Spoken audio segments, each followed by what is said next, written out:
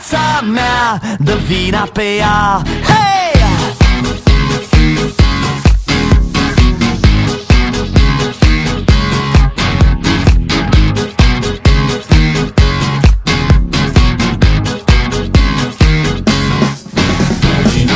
Vântul care iar îți suflă în buzunar, masa care-i plină de pahare goale, basul care simți vibrând în difuzoare, Oliver că iar lovește toba mare, soarele care din nou vrea să răsară, lumea care nu se satură să sară, Jack și Jim că încă nu ți-ai rupt capul, basistul meu că bag acum slepul.